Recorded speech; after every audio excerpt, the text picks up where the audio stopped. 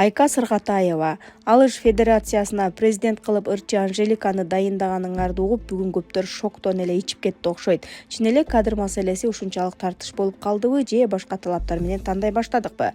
Ар ким өз ордунда болгондо гана иш жүрөт эле да. Спорт өзүнчө, сахна өзүнчө нерсе да.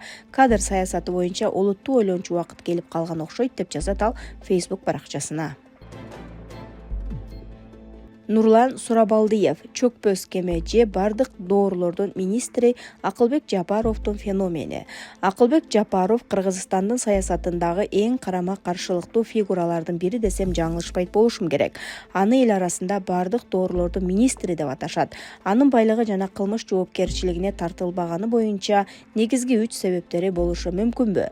Жапаров экономика жана каржы тармагын эң жакшы билген адис катары бааланат. Бюджетти толтуруунун жолдорун билгендиктен ар бир келген бийлик аны кызматка чакырууга мажбур болушат. Анын 2024-жылдагы отставкасы да күнөөлүү болгондугу үчүн эмес, тергөөгө тоскоол болбош үчүн жасалган тактикалык кадам катары сыпатталган.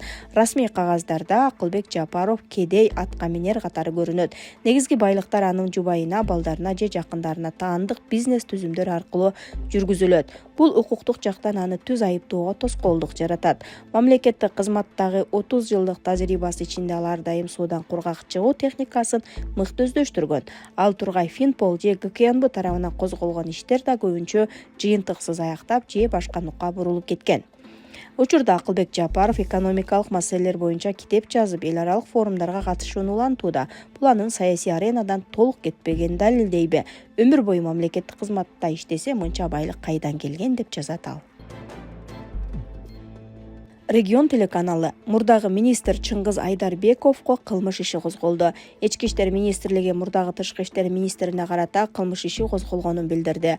Тергөөдө ал кызматта турган учурда бюджеттик каражаттарды мыйзамсыз пайдаланууга байланышкан бир катар мыйзам бузууларга жол берген аныкталды. Тактап айтканда, каражаттарды негизсиз чыгымдоо, суммаларды көбөйтүү, документтерди мыйзамсыз колдонуу жана каражаттарды өзүнө же байланыштуу түзүмдөр аркылуу ыйгарып алуу фактылары аныкталган. Бул факты боюнча кылмыш жаза кодексинин 333-беренесинин 4-бөлүгү боюнча иш козголду. Шектүүгө айып угузулуп, ага карата өлкөдөн чыкпоо чарасы тандалды. Учурда тергөө иштери уланууда.